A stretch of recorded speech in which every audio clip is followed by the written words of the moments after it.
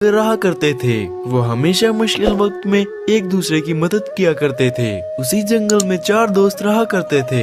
उनमें से एक का नाम टूनी चिड़िया था। वो सबसे समझदार और दयालु चिड़िया थी। दोस्तों, कल मैं और चीचू भैया तालाब से पानी पी रहे थे, क्योंकि इस बार ठंड के साथ में बर्फबारी भी होगी, जो हमारे जंगल में इससे पहले कभी नहीं हुई। और मुझे लगता है कि सुंदरबन के पक्षियों को हमसे ज्यादा पता है ठंड के बारे में। हाँ टूनी, तुम सही कह रही हो। हमें बर्फबारी के लिए तैयार होना चाहिए। तो फिर सब चलो अनाज इकट्ठा करने के लिए। इस तरह सभी पक्षी टूनी चिड़िया की बात मानकर दाना इकट्ठा करने चले जाते हैं। इधर चीचू कौवे का भाई कालू कौवा घोड़े बेचकर सो रहा था। वो एक बहुत कामचोर कौवा था, पूरे दिन सोता रहता था। इस वजह से चीचू कौवा बहुत चिंतित रहता था। कालू को दोपहर तक सोता देख उसका भाई चीचू कौवा उसे उठाने आ गया। कालू, अरे ओ कालू, उठ जा, दोपहर आ गई है। क्या कामचोरों की तरह पूरी दिन सोए रहता है? अरे हाँ कालू भैया, उठ रहा हूँ। अभी तो सिर्फ दोपहर के 12 ही बजे हैं। अभी भी पूरा दिन बाकी है। ये कहकर कालू उठ जाता है। कालू, मेरी बात ध्यान से सुन। मुझे सुंदरबन के पक्षियों से पता चला है कि इस साल बर्फबारी होगी, इसीलिए हमें हमारा भोजन इकट्ठा कर लेना चाहिए और सर्दी से बचने के लिए घोंसला भी तैयार कर लेना चाहिए। चीचू भैया, आप जाओ, मुझे ठंड से कुछ नहीं होगा। आप मेरी चिंता मत करो। ऐसा कहकर कालू फिर से सो जाता है और चीचू कौवा दूसरे जंगल में दाना ढूंढने चला जाता है। दिन भर मेहनत करके दाने ढूंढने के बाद सभी पक्षी अपने अपने घर आ जाते हैं। टूनी चिड़िया अपने घोंसले में बैठी थी। तभी वहाँ पर चीचू कौवा आता है और कहता है, टूनी, आज तो मैंने दिन भर तुम्हें देखा ही नहीं। आज मैं और सारे पक्षी दूसरे जंगल दाना इकट्ठा करने गए थे, और आप भी दाना इकट्ठा कर लो। आपको तो पता ही है इस बार बहुत ठंड पड़ने वाली है। हाँ टूनी, मैं भी अनाज इकट्ठा कर लूँगा। वैसे मुझे तुमसे एक मदद चाहिए। हाँ बोलिए चीचू भैया, मैं आपकी क्या मदद कर सकती हूँ? टूनी, तुम मुझे कुछ अनाज दे दो, मैं तुम्हें कल वापस लौटा दूंगा। टूनी चिड़िया मान जाती है और चीचू कौवे को अनाज के दाने दे देती है। चीचू कौवा खुश हो जाता है और अनाज के दाने लेकर घर चला जाता है। फिर सुबह हो जाती है। टूनी बहन, मुझे लगता है हमारे जंगल में तिनकों की कमी हो गई है। कल मैंने खाना ढूंढते वक्त तिनकों की खोज करी, लेकिन मुझे वो बहुत कम ही मिले। वो तिनके बहुत कमजोर थे और मुझे लगता है कि उससे घोंसला नहीं बनाया जा सकता।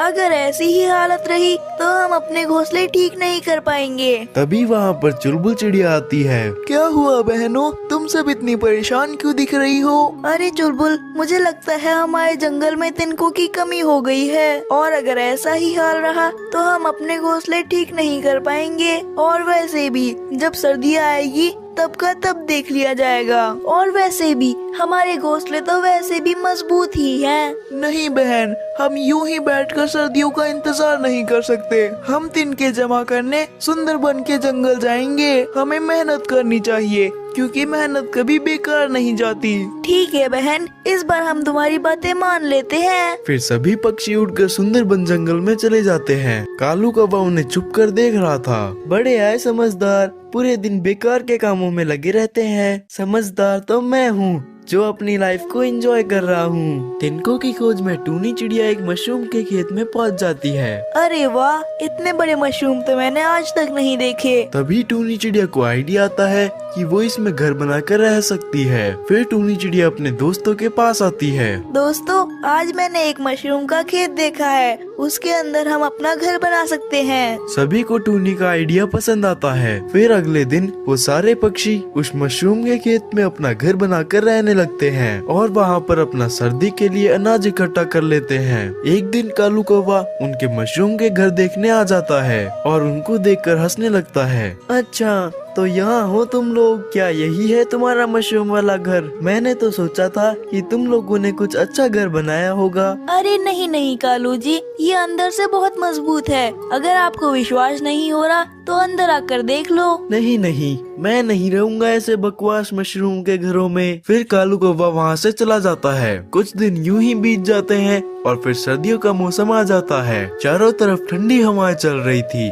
और जंगल में सन्नाटा छा रखा था। सभी पक्षी अपने अपने घरों में दुबके हुए बैठे थे। पहले तो कालू ठंडी ठंडी हवाओं के मजे ले रहा था, पर जैसे जैसे ठंड बढ़ी वो परेशान होने लगा। कुछ ही ही देर में बर्फबारी भी शुरू हो जाती है, जिसे देख कालू कौवा बहुत घबरा जाता है। अरे अरे, ये क्या हो रहा है? अब तो बहुत सर्दी भी बढ़ गई और बर्फबारी भी होने लगी। मैंने टूनी की बात ना मानकर बहुत बड़ी गलती कर दी। मैं एक काम करता हूँ, मैं टूनी चिड़िया के पास जाता हूँ, वो जरूर मेरी मदद करेगी। लेकिन तभी एक पेड़ की टहनी टूटकर कालू पर गिर जाती है और वो बेहोश हो जाता है। बर्फबारी के कारण कालू बर्फ में दबने लगता है। फिर सुबह हो जाती है। सभी पक्षी तो अपने मशरूम के घरों में थे, सिर्फ कालू ही था जिसने अपना घर मजबूत नहीं किया था। तभी टूनी को कालू का ख्याल आता है और वो उसे देखने जाती है। टूनी चिड़िया कालू के घोंसले पर जाती है और देखती है कि कालू बर्फ में जमा हुआ था। अरे ये कालू कौवा यहाँ क्यों पड़ा हुआ है? इसके सर में तो चोट भी लग रखी है और ये तो बर्फ से ढका हुआ है। मैं एक काम करती हूँ, जल्दी से सबको बुला कर लाती हूँ। फिर सारे पक्षी वहाँ आ जाते हैं। फिर सारे पक्षी मिलकर डॉक्टर को बुला कर लाते हैं। फिर सभी पक्षियों ने डॉक्टर के साथ मिलकर कालू को बर्फ से निकाला। डॉक्टर कालू को दवाई देता है और पट्टी कर देता है। कालू सभी पक्षियों को अपने आसपास देखकर खुश हो जाता है और सबको धन्यवाद कहता है। फिर सभी पक्षी मिलकर कालू के लिए भी एक मशरूम का घर बना देते हैं, जिसमें कालू भी सभी की तरह खुशी खुशी रहने लगा।